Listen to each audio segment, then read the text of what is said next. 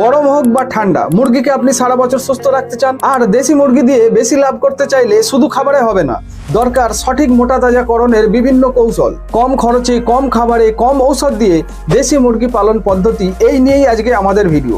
আর এই ভিডিওর মধ্যখানে এমন কিছু টিপস রয়েছে যা 90% খামারির অজানা। এই সেই ভাইরাল ক্যাপসুলটা, যে ক্যাপসুলটা ভারত বাংলাদেশের গ্রামগঞ্জের কোনায় কোনায় কিনতে পাওয়া যায়। যদি আপনি নামটা ঠিক করে বলতে পারেন, আমি তো আপনাকে বলবোই, একবার 8-10 টাকা দিয়ে কিনতে পারলে সারা বছর চলতে থাকবে। এই ক্যাপসুলের উৎপত্তি ইউরোপে হলেও বর্তমানে বিশ্বব্যাপী খামারিদের কাছে অত্যন্ত জনপ্রিয় হয়ে উঠেছে এবং ভারত বাংলাদেশে এর উৎপাদন এবং ব্যবহার ব্যাপকভাবে বৃদ্ধি পেয়েছে। কিন্তু এখানে একটা প্রশ্নও আছে, আর সেটা হলো এই ক্যাপসুলটাকে ব্যবহারের নিয়মটা সঠিকভাবে জানতে হবে। আর সেই কাজটাই আপনাদের সামনে তুলে ধরছি, ঘরোয়া, সহজ এবং সাধ্যের মধ্যে, যাতে সবাই উপকৃত হতে পারে। আমরা এই গ্লাসের মধ্যে নিয়ে নিলাম 1 গ্লাস আখের রস এবং সেই আখের রসের মধ্যে দিয়ে দেব একটা এই ক্যাপসুল। তারপরে 48 ঘন্টার জন্য এয়ার টাইট করে গ্লাসের মুখটা বেঁধে রেখে দেব। ব্যাস। আপনাকে আরও একটা পদ্ধতি দেখাই।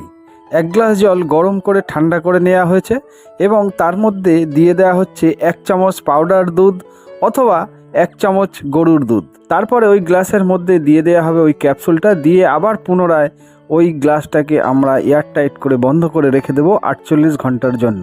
এই 48 ঘন্টা পরেই এটা ব্যবহারযোগ্য হয়ে উঠবে। আপনাকে 3 নম্বর পদ্ধতিটাও বলে দিই। প্রথমে আমরা 1 গ্লাস জল ফুটিয়ে ঠান্ডা করে নিয়েছি এবং তার মধ্যে দিয়ে দেওয়া হচ্ছে একটা ছোট্ট মিষ্টি আপেল পিস পিস করে কেটে। এইভাবে আমরা 24 ঘন্টা এয়ার টাইট করে বন্ধ করে রেখে দেব এবং 24 ঘন্টা পরে আমরা পুনরায় ওই ক্যাপসুলটা আবার এই জলের মধ্যে মিশিয়ে দেবো, দিয়ে আবার 48 ঘন্টার জন্য এই গ্লাসটাকে এয়ার টাইট করে বন্ধ করে রেখে দেব। তারপরেই এই জলটা ব্যবহারযোগ্য হয়ে উঠবে। আপনার এই 3টে পদ্ধতির মধ্যে যেটা আপনার সুবিধা এবং সহজ মনে হয় আপনি করতেই পারেন। 1 সপ্তাহ এই জলটাকে রাখা যাবে। আবার যখন নতুন জল তৈরি করা হবে, তখন ওই পুরনো জল থেকে 1 চামচ জল তুলে নিয়ে ওই নতুন জলের মধ্যে দিয়ে দেওয়া হবে, দিলেই আবার জল তৈরি হয়ে যাবে। এইভাবে সারা বছর চলতে থাকবে। এবার প্রশ্ন হবে, এইভাবে খাইয়ে কি লাভ হবে? তাহলে কথাটা শুনুন। আপনি মুরগি পালন করছেন বহুদিন ধরে এবং আপনার হাতে বহু মুরগিও মারা গেছে এতদিনে। সেই মুরগিগুলোকে যদি বাঁচিয়ে রাখার টেকনিক বা কৌশল যদি আপনার কাছে থাকতো, তাহলে আপনার খামার এতদিনে ভরে যেত, জায়গা দেওয়া যেত না। মুরগিগুলো মরেছিল কিভাবে? না ঠান্ডা লেগে, নয়তো পায়খানা জনিত সমস্যা হয়ে, নয়তো দেখা গেল বডি ছোট, ডানা বড় হয়ে, তারপরেও দেখা গেল সারাদিন ধরে ঝিমাচ্ছে, ডানাটা ঝুলিয়ে দিয়েছে, মাথাটা নিচের দিকে করেছে। এইভাবে দিনের পর দিন চলতে চলতে বহু মুরগি এবং মুরগির বাচ্চা আপনার হাতে মারা গেছে। তার সাথে এক্সট্রা পাওনা, কার চোখ ফোলা, কার নাক ফোলা, কার গলায় ঘর ঘর শব্দ, তারপরে ব্রুডিং পেনিউমিনিয়া, কক্সিডিওসিস, সালমোনেলা, এমন ধরনের বিভিন্ন ব্যাকটেরিয়া রোগ যারা আপনার খামারের পিছুই ছাড়ছে না। তাহলে এই টিপস গুলো নিন। যারা মুরগিকে ঘরোয়া খাবার দেন, ভিজিয়ে দেন বা গুলে দেন, যেভাবেই দেন, সেই খাবারের সাথে 1 চামচ এই জুস নিয়ে পাইল করে দেবেন দিনে একবার, সপ্তাহে অন্তত 2 দিন। তাহলে আপনি একটা রেজাল্ট পাবেন। যাদের অনেক মুরগি আছে তারা কি করবেন, 5 লিটার জল নেবেন এবং তার সাথে 1 থেকে 2 চামচ এই জুসটা দিয়ে দেবেন, দিয়ে খাওয়াবেন দিনে একবার, সপ্তাহে অন্তত পক্ষে 2 দিন খাওয়াবেন। যদি তার বেশি খাওয়াতে পারেন খাওয়াবেন। যখন আপনি মুরগিকে কোনো অ্যান্টিবায়োটিক ঔষধ খাওয়াচ্ছেন বা কোনো কোর্স করছেন, সেই সময় এই জুসটা খাওয়ানো যাবে না। যখন ওই কোর্সটা শেষ হয়ে যাবে 3 থেকে 5 দিনের মধ্যে, তারপরেই কিন্তু আপনি এই জুসটা খাওয়াতে পারবেন। বাচ্চা, বড়, ডিম পাড়া সব মুরগিকেই দেওয়া যাবে, কোথাও কোনো সমস্যা নেই। তাহলে এই ক্যাপসুলের নাম কি? এই ক্যাপসুলের নাম হলো ল্যাক্টোব্যাসিলাস প্রোবায়োটিক ক্যাপসুল। 8 থেকে 20 টাকার মধ্যে দাম নেবে। যারা কিছু শিখতে চাইছেন ভিডিওর এই অংশটা, তাদের জন্য, বাকিরা না দেখলেও চলবে। আমরা এখানে যে ক্যাপসুলটা ব্যবহার করছি সেই ক্যাপসুলের নাম হলো ল্যাক্টোব্যাসিলাস প্রোবায়োটিক ক্যাপসুল। এই ক্যাপসুলের মধ্যে আছে ল্যাক্টোব্যাসিলাস ব্যাকটেরিয়া, আর এই ল্যাক্টোব্যাসিলাস ব্যাকটেরিয়া অন্যান্য ক্ষতিকারক ব্যাকটেরিয়া যারা রোগ ছড়ায় তাদেরকে মেরে ফেলে। প্রোবায়োটিক মানে কি? প্রোবায়োটিক মানে হলো বিভিন্ন গুড ব্যাকটেরিয়া বা উপকারী ব্যাকটেরিয়াকে বোঝায়, আর প্রোবায়োটিকের বাংলা অর্থ হলো জীবনের জন্য। এই উপকারী ল্যাক্টোব্যাসিলাস ব্যাকটেরিয়ার খাবার কি? প্রিবায়োটিক। তাহলে আবার প্রিবায়োটিক কি, প্রোবায়োটিক কি, চলুন জেনে নিই। প্রোবায়োটিক মানে হলো ওই গুড ব্যাকটেরিয়া গুলোকে বোঝায় বা উপকারী ব্যাকটেরিয়া, এই ল্যাক্টোব্যাসিলাস ব্যাকটেরিয়াকে বোঝায়। আর প্রিবায়োটিক মানে হলো যে এই ব্যাকটেরিয়ার খাবারকে বোঝায়, অর্থাৎ এই ব্যাকটেরিয়া যেসব খাবারগুলোকে খায় তাদেরকেই প্রিবায়োটিক বলে। যেমন আমরা এই গ্লাসের মধ্যে আমরা ব্যবহার করেছিলাম আখের রস। তাহলে ব্যাকটেরিয়া কাকে বলে?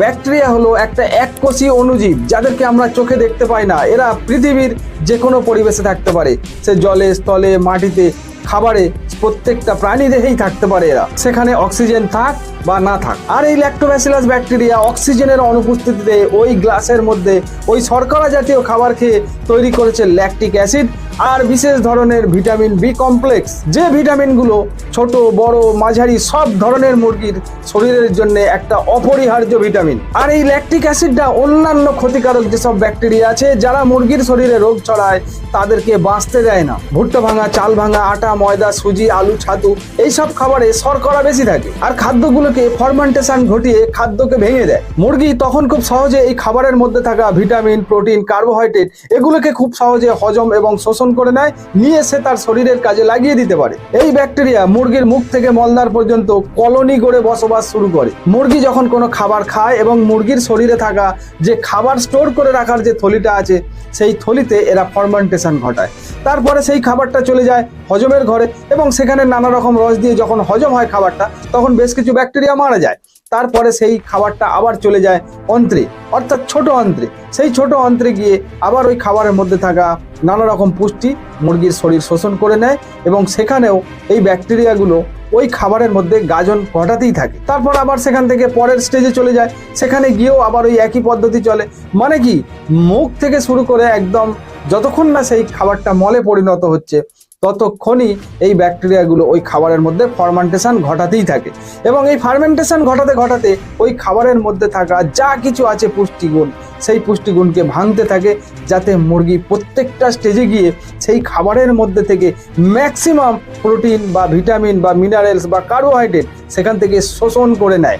তাই এই ব্যাকটেরিয়া যদি ওই মুরগির শরীরে বসবাস না করে, প্রাকৃতিকভাবে বসবাস করে, কিন্তু যদি মুরগির শরীরে যখন আমরা কোনো রোগের কারণে মুরগিকে অ্যান্টিবায়োটিক খাওয়াই তখন এই ব্যাকটেরিয়াগুলো মারা যায়। আর আবার তার শরীরে প্রতিস্থাপন করার জন্য আমরা এই জুসটাকে ব্যবহার করব এবং তাদের শরীরে ওই মুখ থেকে মলদ্বার পর্যন্ত যাতে এই ব্যাকটেরিয়া বা এই ল্যাক্টোব্যাসিলাস ব্যাকটেরিয়া তাদের শরীরে বসবাস করতে পারে এবং মুরগির হজম ক্ষমতার উন্নতি করতে পারে এবং মুরগির শরীরে এইসব নানা রকম ভিটামিনের যোগান এবং মুরগির রোগ প্রতিরোধ ক্ষমতা বৃদ্ধি করতে পারে। যখনই মুরগি অসুস্থ হবে না, স্বাভাবিক যে কোনো মুরগির গ্রোথ হতে বাধ্য।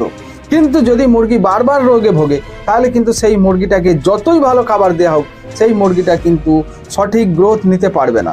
তবে এই জুসটাকে দেখা গেছে যে টাইগার মুরগি, টার্কি মুরগি বা হাইব্রিড মুরগি বা ব্রয়লার মুরগি এইসব মুরগির ক্ষেত্রে এই জুসটা সব থেকে বেশি কার্যকর এবং ফলটা চোখে হাতে নাতে দেখতে পাওয়া যায়। কিন্তু দেশি মুরগি বা সোনালী মুরগি এইসব মুরগিগুলোর গ্রোথ যেহেতু ধীরে হয় সেহেতু এদের ক্ষেত্রে একটু কম বোঝা যায়। কিন্তু একটা জিনিস পরিষ্কার বোঝা যায় যে মুরগি যদি সারা বছর সুস্থ এবং রোগমুক্ত রাখতে হয় এবং তাদের মোটা তাজাকরণ এবং তাদের খাদ্য হজম, শোষণ এবং রোগ প্রতিরোধ ক্ষমতা বৃদ্ধি করতে হয় তাহলে কিন্তু এই জুসটা আপনাকে অ্যাডপ্ট করতে হবে। এই বিষয় নিয়ে আগামী দিনে আরো ভিডিও আসবে, আপনি সাথে থাকুন, সবই ধীরে ধীরে জানতে পারবেন। তাই লাইক কমেন্টটা আপনি চালিয়ে যাবেন যাতে আমি আপনার জন্য এইসব ভিডিওগুলো আনতে পারি। তো দেখা হচ্ছে পরের ভিডিওতে, ভালো থাকবেন, ধন্যবাদ।